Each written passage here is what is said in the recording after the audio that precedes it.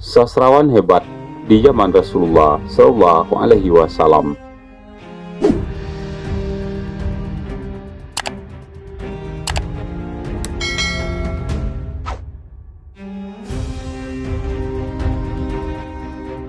Tahukah kamu bahwa media dan pers di zaman Rasulullah Shallallahu Alaihi Wasallam sangat mengandalkan syair?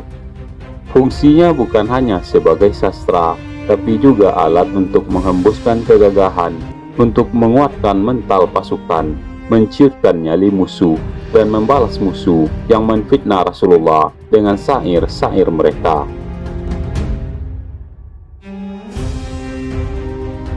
Di pasar-pasar Jazirah Arab dahulu, seperti Pasar Ukaz, Hajar, Daimatul Jandal, Majas, tidak hanya terdapat barang dagangan. Setiap pasar pasti ada penyair yang jadi media massa yang mampu tersebar dari mulut ke mulut.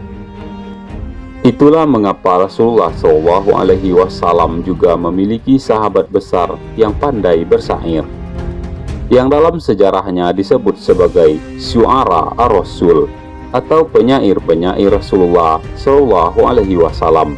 Siapa sajakah mereka? Hasan bin Thabit. Sahabat dari Ansor ini ahli sekali dalam membuat syair.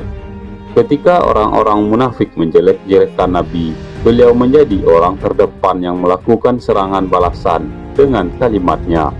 Sampai-sampai Ibunda Aisyah pernah berkata, jika Hasan sudah membalas syair mereka, maka ia mengobati hati Rasulullah dan membersihkan nama beliau.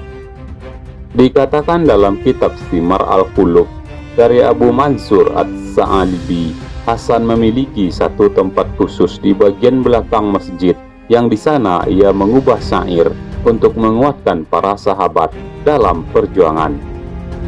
Beliau lebih sering membuat syair secara langsung, bukan dengan persiapan sebelumnya.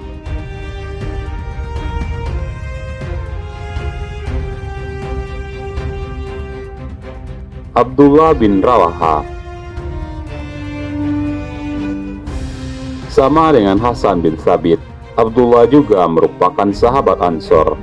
Kemampuan syairnya lah yang menjadi salah satu penguat pasukan muslimin dalam menghadapi Romawi di Perang Mu'tah.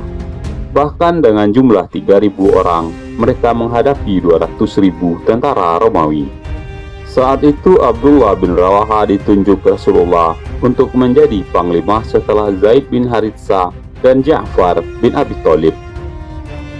Salah satu syair Abdullah bin Rawaha yang terkenal adalah,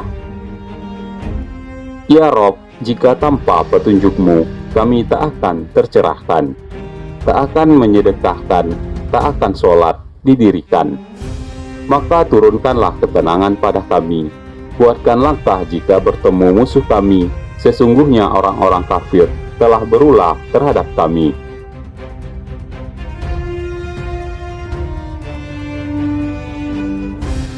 Ka'ab bin Malik. Sahabat satu ini terkenal karena termasuk satu dari 3 orang yang dihukum karena tidak ikut perang Tabuk tanpa alasan. Namun Ka'ab bertaubat dan Allah mengampuni beliau. Ka'ab sebenarnya bisa membuat alasan, namun beliau jujur. Itulah yang membuat beliau luar biasa. Beliau dipersaudarakan Nabi dengan Talha bin Ubaidillah. Di perang Uhud, Ka'ab termasuk yang mendapatkan luka terbanyak. Kemampuan syair Ka'ab bin Malik sangat terlihat apalagi ketika melakukan serangan balasan pada syair orang-orang musyrikin Quraisy. Beliau juga gesit mengubah syair yang melawan opini miring kaum Yahudi. Rasulullah Shallallahu Alaihi Wasallam bersabda kepada Ka'ab, seranglah Quraisy dengan syairmu, sebab itu lebih dahsyat dampaknya buat mereka dibandingkan anak-anak panah.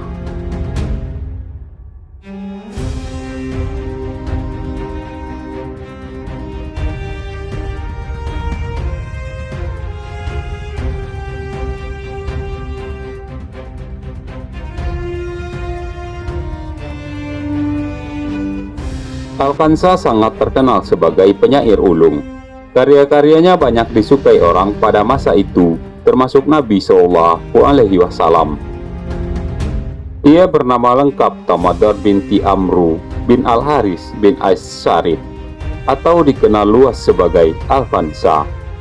Nama Alfansa yang merupakan julukan dari bangsa Arab berarti berhidung pendek dengan pucuk hidung menjulang. Beliau dilahirkan di Najd, kota di wilayah tengah Arab Saudi pada 575 Masehi dan berasal dari keluarga berada di suku Sulamiyah. Kehilangan dua saudara laki-lakinya Muawiyah dan Sakhar membuatnya terdorong untuk meluapkan kesedihannya ke dalam syair-syair kehilangan. Kata-kata yang diciptakannya begitu menggugah hati, hingga syair-syair Alfansa menjadi terkenal pada masa itu. Air mataku terus bercucuran dan tak pernah mau membeku. Ketahuilah mataku menangis karena kepergian Sakhar sang dermawan. Ketahuilah mataku menangis karena kepergian sang gagah berani.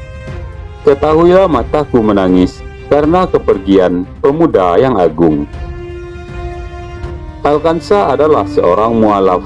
Ketika masuk Islam, karya-karyanya terus berkembang sehingga Nabi Shallallahu Alaihi Wasallam pun menarik perhatian terhadap karya-karyanya. Dalam sejarah, Alfansa tercatat sebagai penyair perempuan yang paling berpotensi di bidang sastra. Rasulullah juga pernah menyampaikan secara langsung kekagumannya dengan kepandaiannya dalam bersyair. Pernah suatu ketika Nabi Shallallahu Alaihi Wasallam memintanya bersyair.